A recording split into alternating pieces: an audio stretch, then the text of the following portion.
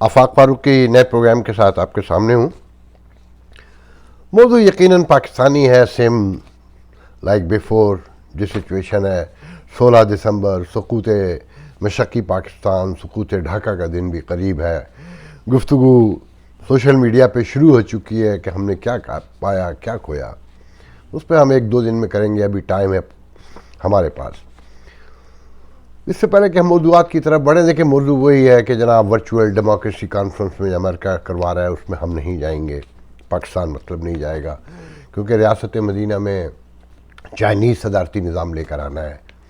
پھر ہم پارٹنر بھی ہیں، امید ہے ابھی بھی سی پیک کے حوالے سے، پڑوسی بھی ہے، اور ہم ہمیشہ گریٹ گیم کا حصہ ہی رہے ہیں. جب ہمارے خطے میں ہوا ہے ہم نے کوئی درست فیصلے تو کیے نہیں ہیں. تو ساتھ میں جو عدالتوں میں ہا کر پڑی، اس پہ کیا کہوں. پھر خاص صاحب کی سادگی پر ان کے اپنے لوگوں نے ویڈیو کیا ہے، اس پہ تھوڑی سی بات کریں گے. پھر ساتھ میں جو احسن اقبال کے حوالے سے کراچی میں رینجرز نے کیا، اس پہ تھوڑی سی بات کریں گے. اور پھر جو تازہ ترین خبر ہے کہ طالبان سے جو معاہدہ ظالمان سے جو ہونے جا رہا تھا، تحریک طالبان پاکستان سے، وہ معاہدہ ہوتے ہوتے ختم ہو گیا اور انہوں نے دوبارہ اعلان جنگ کر دیا ہے. مگر موضوعات پر آگے بڑھنے سے پہلے جن لوگوں نے چینل سبسکرائب نہیں کیا ہے، پہلے پلیز وہ چینل سبسکرائب کر لیں تاکہ میری سبسکرپشن بڑھے اور انہیں نوٹیفیکیشن ملتا رہے. ہم پہلے گفتگو کرتے ہیں کہ سیالکوٹ کا واقعہ ابھی تک میڈیا کی زینت ہے اور طرح طرح کے بحث مباحثے جاری ہیں. تو میں نے کہا اس پہ پہلے میں آپ کو حسرت موہانی کا ایک کوٹ سنا دوں کہ ان سے پاکستان بننے کے بعد کسی نے کہا کہ مولانا آپ پاکستان کیوں نہیں چلے جاتے. تو انہوں نے بہت ہی لمبی ایک ٹھنڈی آہ بھری اور بڑی حسرت بھرے لہجے میں کہا کہ چلا تو جاؤں، مگر ڈر یہ ہے کہ وہاں کچھ جوشیلے نوجوان مجھے کافر قرار دے کر، مرتد قرار دے کر مار دیں گے. اور یہاں رہنے کا خوف یہ ہے کہ کوئی انتہا پسند ہندو جوشیلا مجھے کافر بنا کر مار ڈالے گا. تو وہاں جا کر کافر کی موت مرنے سے بہتر یہ ہے کہ میں بھارت میں رہ کے مسلمان کی موت مروں. تو آپ دیکھیں دونوں ملکوں میں سیم بالکل وہی کچھ ہو رہا ہے جس کی پیشن گوئی تھی. اور مولانا عبدالکلام آزاد نے تو اس سے بھی پہلے کہہ دیا تھا کہ جانے والو تم جا تو رہے ہو، مگر وہاں وہ وقت آئے گا کہ جب قومی خزانے کی لوٹ مار ہوگی اور یہ علاقہ عالمی قوتوں کا میدان کارزار بنے گا، اور پھر جغرافیہ کمپرومائز ہوگا، اثاثے جائیں گے اور پھر حصے بکھرے ہوں گے. اب پاکستان میں بہت سارے لوگ کہہ رہے ہیں کہ یہ بچا کچا پاکستان بچتا ہوا نظر نہیں آتا. اور جو مولانا عبدالکلام آزاد نے کہا تھا کہ تم پنجابی ہوگے، پٹھان ہوگے، پشتون ہوگے، سندھی ہوگے، بلوچی ہوگے، مہاجر کہلاؤ گے اور جانے کیا کیا بنو گے، پھر تمہارے فرقے ہوں گے. سب کچھ ویسے ہی ہو رہا ہے. جناب آپ نے دیکھا کہ احسن اقبال وہ جو بسوں کا گرین منصوبہ ہے اس کے ایک علامتی ایک سمبولک اناگرل کے لیے وہاں پہنچے کہ جناب یہ 90% ہم نے بنایا ہے. اچھا یہ تیسری دنیا کے جو ملک امدادوں پہ، قرضوں پر اور جہاں بالادستی دکھانے کی خواہش ہوتی ہے، انہی ملکوں میں اس طرح کے ڈرامے ہوتے ہیں کہ جناب پل بن رہا ہے تو افتتاح ہو رہا ہے، کچھ بھی ہو رہا ہے تو وزیر اعظم پہنچایا جا رہا ہے، صدر جا رہا ہے فیتہ کاٹنے کے لیے. یہاں یہ نارمل سی بات ہے. میں نے تو آج تک نہیں سنا کہ کبھی کوئی پریزیڈنٹ آیا ہو کسی برج کا افتتاح کرنے. ہماری آنکھوں کے سامنے بائیڈن، جب یہ موجود صدر بائیڈن جو ہے، جب یہ وائس پریزیڈنٹ تھے تو نیو یارک آئے تو بتایا گیا کہ جناب لگواڈیا ایئرپورٹ بہت چھوٹا ہے اور حادثات کا بھی بڑا خطرہ رہتا ہے اور اتنی بے تحاشا فلائٹس اترتی ہیں. خاموشی سے $2 بلین دے کے چلے گئے. ٹرمپ کے دور میں 90% اس منصوبے پہ کام ہوا. میں نے آج تک خبر بھی نہیں سنی اور ابھی بھی کنسٹرکشن جاری ہے وہاں. مگر نہ تو کام رکا تھا، نہ کسی نے کلیم کیا، نہ کسی نے دعویٰ کیا. دوسری طرف سنیے، میں لاہور میں تھا، میرے ایک دوست جو بہت بااثر ہیں اور بڑا نام ہے ان کا، ہم ایک چھوٹے سے برج کے نیچے سے گزر رہے تھے تو انہوں نے کہا یہ برج دیکھ رہا ہے؟ میں نے کہا کہنے لگے اس کے افتتاح کے لیے بھی آنا چاہتا تھا، سویئر ٹو گاڈ. انہوں نے کہا انہوں نے پھر روکا کہ نہیں یار یہ بہت چھوٹا سا ہے، بڑی بدنامی ہوگی، لوگ ہنسیں گے. تو سمجھ میں آیا. اچھا یہ خاصا تھوڑی کہتے ہوں گے جو نیچے والے ہیں نا، یہ فیصل، جاوید، عثمان ڈار ٹائپ کے جو لوگ ہیں آس پاس، اور شہباز گل جیسے ترجمان جو ہے، وہ یہ حرکتیں کرواتے ہیں. تو رینجر نے وہاں جو کیا، تو دیکھیں رینجر کا کام کیا ہے. مطلب کسی مہذب بستی میں رینجر جیسے وردی کے نیم فوجی دستے موجود ہو سکتے ہیں، کوئی تصور بھی کر سکتا ہے. اور 30 سال سے ان کا مقصد ہی یہ ہے کہ وہ جائیں اور جہاں کہیں امن ہے اسے خراب کریں تاکہ ان کے رہنے کا جواز قائم رہے. تو یہ تو پولیس کے کام ہے نا کہ کسے روکنا ہے، کسے آگے بڑھنے دینا ہے، کسے پیچھے ہٹانا ہے، کسے گھسیٹ کے لے جانا ہے، کسے غائب کر دینا ہے. مگر یہ رینجر جاتی ہے اور سابق وزیر داخلہ کو دھکے مارے گئے. اچھا پھر اسے جانے کی کیا ضرورت تھی کہ بھئی تم نے سرکار کے ٹیکس سے بنایا تھا، اور پھر جو اب کریڈٹ لے رہے ہیں کہ جناب یہ تو 90% جھوٹ بولتے ہیں، تو بسوں کا آرڈر بھی نہیں دیا تھا. اسد عمر کہتا ہے یہ تو سب ہم نے کیا ہے. آپ یہ دیکھیں لڑائی کن باتوں پر ہے. تو جناب یہ ان کی وہی بات کہ جی مینٹل کلاٹ ہے. اور رینجر کے بارے میں تو یہ جو پنجاب سے آنے والے لوگ ہیں ان کو خوب دھکے پڑنے چاہیے، حکومت کے لوگوں کو بھی، اپوزیشن کے لوگوں بھی، تاکہ ان کو احساس ہو کہ کراچی والے کس حال میں 30 سال سے زندہ ہیں. اب تو 31واں 32واں سال شروع ہو گیا ہے کہ بھتے سے لے کر پانی بیچنے تک کیا کیا نہیں کیا اس رینجر نے. مگر اتنی بڑی فوج ہے، کھپانا کہاں سے کھپائیں؟ لڑنے کے لیے تو کوئی دشمن ہے ہی نہیں. جو دشمن ہے ان سے صلح کے ڈول ڈالے ہوئے ہیں جنہوں نے آج انکار کر دیا. ان کا جناب انہوں نے ٹوٹل 12 قیدی چھوڑے ہمارے، باقی نہیں چھوڑے. پھر یہ کہ یہ فاٹا کے علاقے میں شریعت بھی نافذ کرنے کے لیے ولنگ نہیں ہے. اور سابقہ پوزیشن جو فاٹا کی تھی پہلے، جو اب انہوں نے کے پی کے میں مرج کر دیا ہے، وہ بھی نہیں ہے. تو اب اعلان جنگ ہوگا کفار حکومت کے خلاف. پھر وہی سما جتھوں سے، یہ جتھے انہوں نے بنائے تھے تو انہوں نے ہی نبٹنا ہے نا. اچھا ہمارے ایک دوست ہیں فوجی جو ہر 2-3 ہفتے کے بعد کمپین چلاتے ہیں کہ جناب شہری علاقے کیوں نہیں صاف ہوتے، یہ کنٹونمنٹ کے کیوں صاف ہوتے ہیں، وہاں ڈسپلن کیوں ہوتا ہے، اور پھر بحث کرتے ہیں. تو میرا جواب ان کو ہمیشہ ہی ہوتا ہے کہ جناب یہ آپ نے ہی صورتحال پیدا کی ہے کہ اپنی نظم و نسق رکھا دکھانے کے لیے شہریوں کو کہ سیاستدان گندے ہوتے ہیں، اور شہری حکومتوں کو یا مرکزی وفاقی حکومتوں کو، صوبائی حکومتوں تو کام کرنے کا آپ نے موقع ہی نہیں دیا. انہیں تو آپ لڑوا کے رکھتے ہیں اپوزیشن سے، فائلیں دکھا کے، ڈرا کے. جو انتشار ہے وہ آج بھی سب کے سامنے ہے، پچھلا بھی، اس سے پچھلا بھی، جہاں تک چلے جائیے.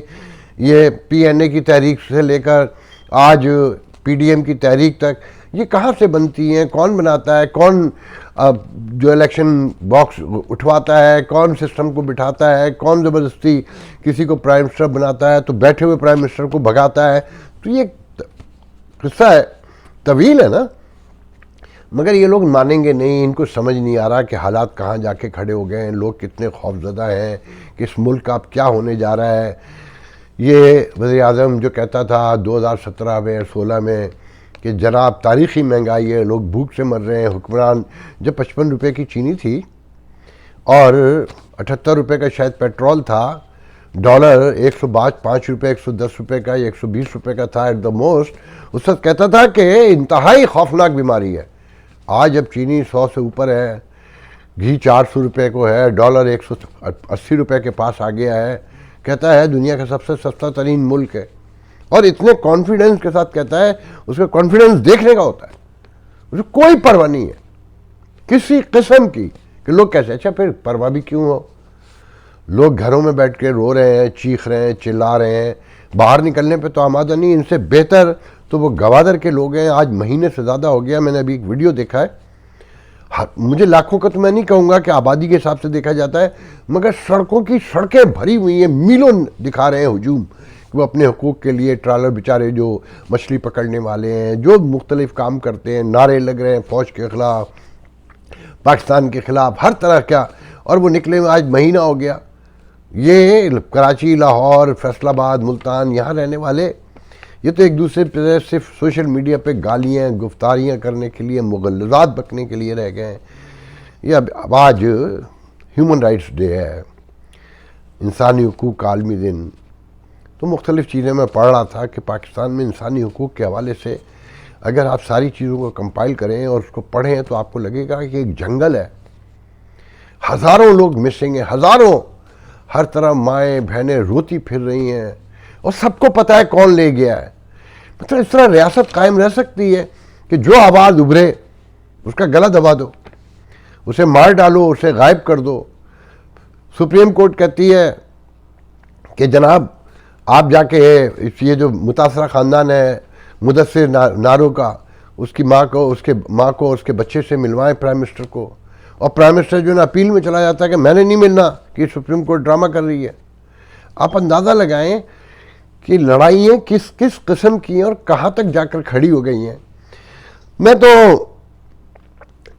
بات یہ ہے کہ جب معاشرہ ٹوٹ رہا ہوتا ہے نا، اور کوئی ایک قبضہ کر لے اور باقی آوازوں کو جھوٹا قرار دے دے، انہیں غدار قرار دے دے، کافر قرار دے دے، تو پھر یہی ہوتا ہے، ایسا ہی ہوتا ہے۔ مجھے آج تک یاد ہے کہ کبھی ضیاء الحق نے کہا تھا ان سیاستدانوں کو تو ABC بھی نہیں آتی سیاست کی، تو اس پہ ولی خان نے کہا تھا کہ جنرل صاحب زیادتی نہ کریں، سیاستدانوں کو تو جب وہ ABCDEFGH پڑھتے ہیں تو آگے سے GHQ آ کر کھڑا ہو جاتا ہے۔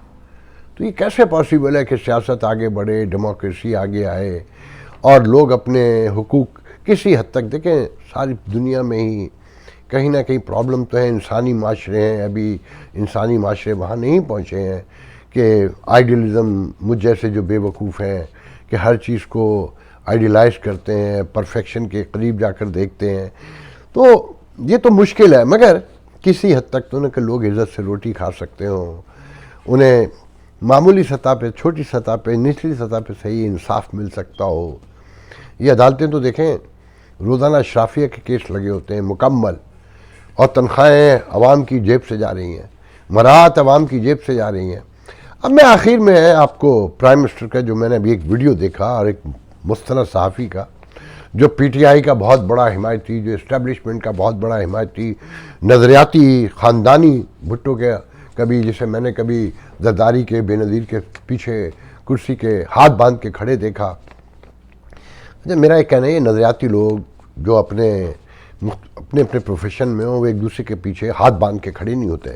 مجھے آج تک یاد ہے، یہ واقعہ سنانے سے پہلے میں آپ کو یہ واقعہ بھی سنا دوں کہ منو بھائی پیپلز پارٹی کے بہت بڑے حمایتی تھے، لبرل، سوشل، ماڈرن، اللہ انہیں جنت نصیب کرے، بہت بڑے دانشور تھے، ڈرامہ نگار تھے، بہت بڑے شاعر تھے، کہ آپ نے سنی ہوگی کہ احتساب کے چیف کمشنر صاحب کا، ان کے زمانے میں بھی احتساب ہوتے تھے نا، تو انہوں نے بتایا کہ ایک سرور سکھیرا، بہت مشہور دھنک کے حوالے سے لوگ جانتے ہوں گے پرانے، وہ ایڈوائزر ہو گئے تھے بی بی کے۔ تو بی بی نے منو بھائی کو بھی کہا کہ منو بھائی آپ بھی میرے ایڈوائزر ہو جائیں، مجھے آپ کی ضرورت ہے۔ تو منو بھائی نے مسکرا کے کہا کہ بی بی یہ پاسبل نہیں ہے۔ تو بی بی نے کہا کیوں؟ انہوں نے کہا دیکھیں بی بی، ابھی ہم آپ کے ساتھ برابر میں بیٹھ کر آپ سے آنکھوں میں آنکھیں ڈال کر بات کرتے ہیں، آپ ہم سے مشورہ کرتی ہیں، ہم اگر آپ اسے نہیں مانتی تو ہم بحث کرتے ہیں، گفتگو آگے بڑھاتے ہیں، اور اگر ایڈوائزر ہو گئے تو سرور سکھیرا کی طرح آپ کے پیچھے ہاتھ باندھے کھڑے ہوں گے اور جی بی بی کر رہے ہوں گے۔ تو میں نے ان صحافی صاحب کو اس طرح کھڑے ہوئے بھی دیکھا آصف زرداری بی بی کے پیچھے۔ آج ان کا ایک ویڈیو سنا میں نے، کہہ رہے تھے کہ یہ جو امین اسلم جو سابق کہتا ہوں جو MNA کا الیکشن ہار گیا تھا میاں والی سے، عمران خان صاحب کے اپنے شہر سے، اور ان کے بڑے قریبی دوست ہیں، اور وہ زرتاج گل ماحولیات کی جو وزیر بنائی ہوئی ہے، وہ ماحولیاتی کانفرنس میں یورپ گئے تھے، تو ڈکلیئر کیا گیا 8 ڈیلیگیشن کے لوگ جو ہیں، مگر گئے 16، جس میں امین گل کے خاندان کے بچے، بیٹیاں، بیٹے اور دوسرے لوگ تھے، ان کے بچے، ان کو پاکستان کا نمائندہ بنا کے لے جایا گیا۔ ان کو اس نے تصویروں میں دکھایا ہے، بیٹھے ہیں، بیٹا بھی بیٹھا ہے، مختلف لڑکیاں خاندان کی، کہ وہ پاکستان کو ریپرزینٹ کر رہی ہیں، تقریریں کر رہی ہیں، جبکہ پاکستان کا ان کا ڈیلیگیشن کا نام بھی نہیں تھا۔ اور پتہ چلا کہ جناب یہ پیسے کس نے خرچ کیے ہیں، کہ جناب حکومت پاکستان نے نہیں دیے ہیں، یا اپنے ان پہ گئے۔ جب تحقیقات کی گئیں تو پتہ چلا NDFP UNDP جو ہے یونائٹڈ نیشن کی آرگنائزیشن، اس نے پیسے بھیجے تھے گلگت بلتستان میں غریبوں کی مدد کے لیے، انہیں بانٹنے کے لیے. وہ پیسے نکال کر ان کے اوپر خرچ کیے گئے جو یہ ہوٹلوں میں جا کے ٹھہرے ہوئے تھے. 700 یورو اور اسٹرلنگ پاؤنڈ پر ڈے کے ہوٹلوں میں، بزنس کلاس کے ٹکٹ، لیموزین وہاں پر، عیاشیاں. وہ تو ایم این اے کا الیکشن ہار چکا تھا امین گل، اسے خان صاحب نے ایڈوائزر بنا دیا. کیونکہ دوست، میں تو آپ کو پہلے بتا چکا ہوں کہ خان صاحب کے قریب جتنے لوگ ہیں وہ شوکت خانم کا چندہ جمع کرنے والے ہیں. ان میں نہ کوئی ڈیموکریٹک ہے، نہ وہ پولیٹیکل کارکن ہے، نہ اس کی کوئی سٹرگل ہے، نہ وہ اپنی کسی فیلڈ کا ماہر ہے، مگر خان صاحب کا چندہ جمع کرنے والا ہو، خان صاحب کے لیے اس نے کبھی سہولیات و مراد فراہم کی ہوں. یہ ریاست مدینہ کا وہ امیر المومنین ہے جو دکھاتا ریاست مدینہ ہے، بنانا چاہتا ہے چین. اور اسی لیے چائنا امریکہ میں جو ڈیموکریسی کی جو ورچوئل کانفرنس اس میں نہیں گیا کیونکہ چائنا کو نہیں بلایا. اچھا، ایک تو وہ لائے چائنا بڑا. ایک طرف تو یہ خبریں ہیں کہ باجوہ صاحب اور دوسرے فوجی ریلائز کر چکے ہیں کہ جناب ہم چائنا کے بلاک میں ایک طرف ہو کے زندہ نہیں رہ سکتے، کہ ساری ہماری ایکسپورٹ جو ہے وہ یورپ میں، اور اس سال کی تو سب سے بڑی ایکسپورٹ ہماری امریکہ میں ہوئی ہے. ہم نے ان کے ساتھ رہنا ہے، اسلحہ ان سے لینا ہے، دوسرے معاملات مدد بھی یونائٹڈ نیشن سے لے کر world bank, I M F, سب انہی ملکوں کے محتاج ہیں، اور یہی انہی کے اشاروں پہ چلتے ہیں اور مانتے ہیں اور انکار کرتے ہیں. پھر دوسری طرف ورچوئل کانفرنس میں جانے سے انکار کر کے امریکہ کو میسیج دیتے ہیں کہ جناب ہم تو چائنا کے ساتھ ہی کھڑے ہوئے ہیں، درمیان کا کوئی راستہ نہیں ہے ان کے درمیان. اور پھر خان صاحب کو تو چائنیز نظام پسند ہے. اب اس میں اسٹریٹجیکل پالیٹکس کتنی ہے اور اس میں خان صاحب کی ضد کو کتنا دخل ہے مجھے نہیں پتا، مگر اس کے کانسیکوینسز آنے والے دنوں میں بھگتنا پڑیں گے. جیسے آپ یہ دیکھ رہے ہیں کہ ایک طرف مراد کھائی جا رہی ہیں، امین گل اور جو زرتاج گل کی جو واقعات، اسلم گل اور زرتاج گل کے جو لڑائی کے واقعات وہاں سے آئے ہیں اس سے لے کر، مگر خان صاحب نے نہ کمیشن بنانا ہے، نہ کسی بات پہ غور کرنا ہے، نہ یہاں ورچوئل کانفرنس میں انکار سے پہلے کوئی کمیٹی بٹھائی کہ بھئی ہمیں کیا کرنا چاہیے، نہ انٹلیکچوئل سے کوئی فیڈ بیک لیا، کسی سے کچھ نہیں. بس ایک آدمی اکیلے فیصلے. عدالتوں میں جو ہو رہا ہے اس پہ کچھ نہیں بول رہا. میں عدالتوں پہ کیا بولوں، آپ کو سب کو آپ کو نہیں پتہ ہے کہ عدالتیں کیا ہیں. ان میں کوئی ڈھکا چھپا ہے کہ وہ مشہور ایک فیس بک پہ پڑھا تھا کبھی اور ٹویٹر پہ کہ یہ وہ عدالتیں ہیں جس کا چیف جسٹس شراب کو شراب ثابت نہیں کر سکتا. شرجیل میمن کا آپ کو واقعہ پتہ ہے نا. اور پھر یہ امین گنڈا پور، اس کی گاڑی سے بھی شراب پکڑی گئی تھی. مگر ایک کانسٹیبل اس ملک میں نسوار کھانے والے کو، نسوار کی ڈبیا کو چر ثابت کر سکتا ہے. یہ ان عدالتوں کی اوقات ہے. اور پھر اٹارنی جنرل کا یہ کہنا کہ جناب جس طرح سے یہ گیم ہو رہا ہے دلیا کے خلاف اور یہ ایفیڈیوٹ آڈیو ویڈیو سارا کچھ آ رہا ہے، یہ نواز شریف کی پراکسی لگتی ہے کہ جو عدالت میں کیس ہے اپیل کے حوالے سے، تو اس کا یہ اس کی پراکسی لگتی ہے. بالکل درست کہا آپ نے، تو اشاروں میں کہا ہے، میں کھل کے کہتا ہوں، سب کو پتہ ہے نواز شریف نے یہ پراکسی اسی اسٹیبلشمنٹ سے سیکھی. اسے پتہ ہے کہ عدالتوں کو نکیل کیسے کیا جاتا ہے، اس کو گندا کیسے کیا. آپ اپنے طور پر سوچ لیں، دل سے اپنے آپ سے پوچھ لیں، ان عدالتوں پہ آپ یقین کرتے ہیں، ان ججوں کی ایمانداری پہ آپ کو یقین ہے، تو ساقی نثار کے حوالے سے جو کہا جا رہا ہے وہ کیوں پاسبل نہیں ہے؟ اور نواز شریف کو نہیں پتہ ہے، اس نے نہیں کروایا ہے سب کچھ. تو یہ بالکل درست ہے، یہ پراکسی ہو رہی ہے، یہ پراکسی وار ہے نواز شریف کی، نواز شریف کو بیل آؤٹ کرنے کے لیے، عدالتوں سے فارغ کروانے کے لیے، تاکہ وہ چوتھی بار بھی زیادہ بن سکے. میں اس سے زیادہ اس پہ نہیں کہنا چاہتا. اللہ حافظ.